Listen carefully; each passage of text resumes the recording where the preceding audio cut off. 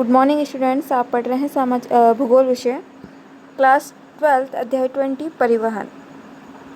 हमने सड़क परिवहन और रेल परिवहन को कंप्लीट कर चुके थे। अब आज का जो टॉपिक रहेगा हमारा वायु परिवहन रहेगा। अब देखिए वायु परिवहन। वायु परिवहन के विषय में सभी जानते हैं कि वायु परिवहन है क्या। आज के युग में सभी जो है वायु परिवहन के विषय से वाकिफ़ है। वायु परिवहन एक ऐसा परिवहन है जो सबसे तीव्रतम, आधुनिक और महंगा है।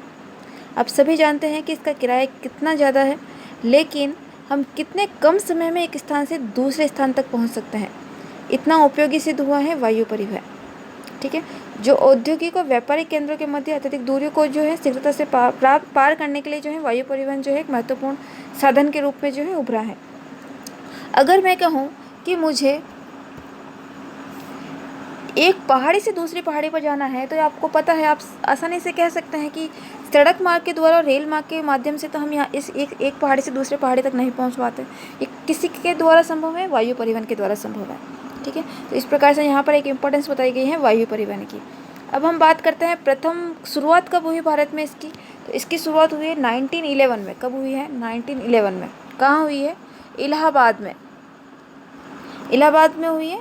इलाहाबाद और नैनी के बीच, इलाहाबाद और नैनी के बीच जो है आपकी वायु परिवहन की शुरुआत हुई है। ठीक है, ये जो है प्रथम उड़ान जो है इलाहाबाद और नैनी के मध्य स्टार्ट हुई है 1911 में। लेकिन अगर वास्तविक विकास की बात करें तो प्रथम विश्व युद्ध के पश्चात ही हुआ है। भारत में वायु परिवहन की सुविधाएं प्रदान करने का दायित्व जो है भारतीय विमानपत्तन प्राधिकरण, अंडरलाइन करेंगे सभी से,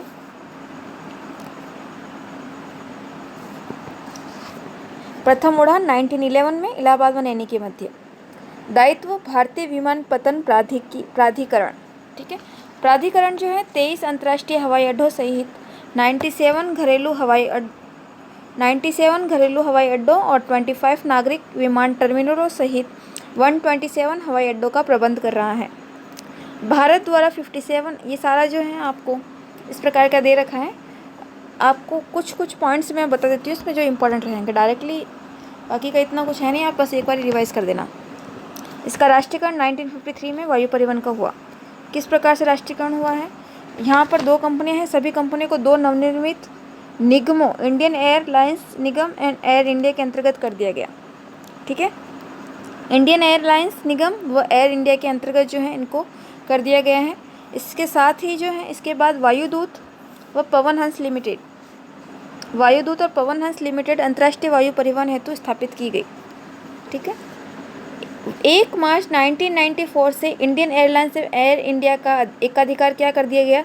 समाप्त कर दिया गया। परंतु अब सार्वजनिक क्षेत्र, यहाँ पर सार्वजनिक क्षेत्र का मतलब है गवर्नमेंट से है, गवर्नमेंट के अधिकृत हो जाना। इंडियन एयरलाइंस व एयर इंडिया के विलय के पश्चात the national aviation company of India's limited नामक कंपनी गठित की गई। लेकिन यह कंपनी एयर इंडिया के नाम से ही क्या हुई? सेवा उपलब्ध करवा रही है। ये नाम आपने सुन रखे होंगे, ये सारे नाम आज भी जो है प्रेजेंट टाइम में भी हमको ये कंपनियाँ हमको देखने को मिलती हैं। एक्चुअल में होता क्या है कि सारी जो है अलग अलग प्राइवेट कंपनीज़ हैं जिनके द्वारा जो है ये वायु परिवहन जो है वायु परिवहन होता है। सभी के एरोप्लेन्स हैं, अलग अलग कंपनियाँ हैं। तो इस प्रकार से एयर इंडिया, सारी कंपनीज़ के नाम हैं। कुछ गवर्नमेंट से, कुछ प्राइवेट से। ठीक है, कुछ प्राइवेट होती हैं, कुछ तो गवर्नमेंट के अधीन राष्ट्रीयकृत कर जाती है, तो गवर्नमेंट के अधीन चली जाती हैं। ठीक है, अब आपके यहाँ पर कुछ हवाई अड्डों के नाम दे रखे हैं। पहला हवाई अड्डा दे रखा है आपका ग्रीनफील्ड हवाई अड्डा, भारत में हैदराबाद का ग्रीनफील्ड हवाई अड्डा। भारत में हैदराबाद का राजीव गांधी अंतर्राष्ट्रीय हवाई अड्डा एशिया का प्रथम ग्रीन एयरपोर्ट है। पहले तो राजीव गांधी अंतर्राष्ट्रीय हवाई अड्डा कहाँ है? हैदराबाद में। और ये क्या है? एशिया का प्रथम ग्रीन एयरपोर्ट है। आगे देखिए, जुलाई 2012 में जोधपुर हवाई अड्डे को भी ग्रीन फील्ड के रूप में विकसित किया गया है, की अनुमति भारतीय वायुसेना द्वारा प्रदान कर दी गई। ग्रीन एयरपोर्ट से क्या तात्पर्य है? ऐसे हवाई अड्डे जहां पर कार्बन उत्सर्जन को कम करने संबंधी विधियों के प्रयोग में लाया जाता है। जाहिर सी बात है, अगर अभी तक हम जिस किसी भी क्षेत्र में परिवहन का यूज़ कर रहे हैं उससे CO2 की मात्रा बढ़ रही है। तो जब यहाँ पर हवाई अड्डों के माध्यम से भी जो है हवाई प्लेन जो है उनसे जब CO2 की मात्रा जो है बढ़ती है, तब इस कारण से उनको क्या कर दिया गया है, यहाँ पर उनको एयरपोर्ट कैसा कर दिया गया है? ग्रीन एयरपोर्ट कर दिया गया है। जिससे CO2 की मात्रा पर नियंत्रण किया जा सके, ऐसी विधियाँ जो हैं अपनाई जा रही हैं। आगे देखिए, सिक्किम में वेरुयांग हवाई अड्डा 309.46 करोड़ लागत का कार्य शुरू हो चुका है। चेतु नागालैंड, ईटानगर अरुणाचल प्रदेश में भी ग्रीनफील्ड हवाई अड्डे का क्या हुआ है, यहाँ पर निर्माण हुआ है। आगे देखिए, अंतर्राष्ट्रीय हवाई अड्डे, जिसमें कौन कौन से अंतर्राष्ट्रीय हवाई अड्डे जो एक देश से दूसरे देश तक जाता है। दिल्ली में स्थित है इंदिरा गांधी हवाई अड्डा, कोलकाता का नेताजी सुभाष चंद्र बोस हवाई अड्डा दमदम, मुंबई का सांता क्रूज छत्रपति शिवाजी हवाई अड्डा, चेन्नई का मिनाम्बकम हवाई अड्डा, अहमदाबाद का हैदराबाद और बेंगलोर। इस प्रकार के जो सारे जो हमने हवाई अड्डे पढ़े हैं, ये कौन से हवाई अड्डे हैं, अंतर्राष्ट्रीय हवाई अड्डे। अब हवाई अड्डों के लिए क्या क्या अनुकूल दशाएं हैं, तो आप उस स्थिति को देख के ही हमें पता चल जाता है कि हवाई अड्डों के लिए क्या क्या अनुकूल स्थिति रहेगी। सबसे पहले यह परिवहन जो है हवाई अड्डों के लिए जो है सबसे पहला जो रहेगा, और जिस प्रकार से यह वायु परिवहन है, इनके रखने के लिए जो है स्थान हमें सर्वाधिक चाहिए होता है, क्योंकि अधिक क्षेत्र घेरता है, और इसको इस कारण से जो है इसके लिए हमें किस प्रकार का चाहिए, अधिक जो है विशाल आकार चाहिए भारत का, यानी उसका विशाल स्थलीय भाग जो है अधिकांश चाहिए। और जो है भारत की स्थिति विश्व के प्रमुख वायु मार्गों पर है, इस कारण से भारत में यह अनुकूल दशा है यहाँ पर।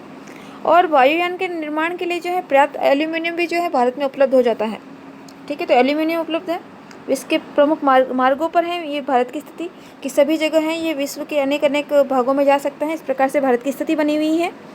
और इसके निर्माण है तो तकनीकी ज्ञान भी है भारत के पास में, तकनीकी ज्ञान है, एल्यूमिनियम है, और क्या है, समतल व कठोर भूमि भी है हमारे पास में, विशाल जनसंख्या है, आर्थिक विकास है, और विशाल पर्यटन उद्योग भी है हमारे यहाँ पर, जिस कारण से दूसरे देशों के लोग जो हैं भारत में आना पसंद करते हैं। वायु परिवहन के माध्यम से पर्यटन उद्योग को भी बढ़ावा मिला है, और पर्यटन उद्योग हमारे यहाँ पर इस विकसित अवस्था में है, ताकि वायु परिवहन का जो है यूज़ भी इस कारण से होता है। तो ऐसी भी स्थिति जो है हवाई अड्डों की अनुकूल दशाओं में आता है। ऐसे अनेक कारक हैं जो परिवहन के साधन के विकास में अपनी भूमिका निर्वहन करते हैं। इसके अलावा भी बहुत से कारण जो है हमको पढ़ने को मिलते हैं। यहाँ पर ये अंतर्राष्ट्रीय जाल दे रखा है वायु परिवहन का, इतना इंपॉर्टेंट नहीं है आपके लिए, बस आप अनुकूल दशाएं और प्रथम कौन कौन से रहता है वायु परिवहन में, वह आपके लिए इंपॉर्टेंट है। तो आज जो है हम सिर्फ वायु परिवहन पढ़ेंगे, कल की क्लास में हम जल परिवहन को कंटिन्यू करेंगे। आज के लिए इतना ही, थैंक यू।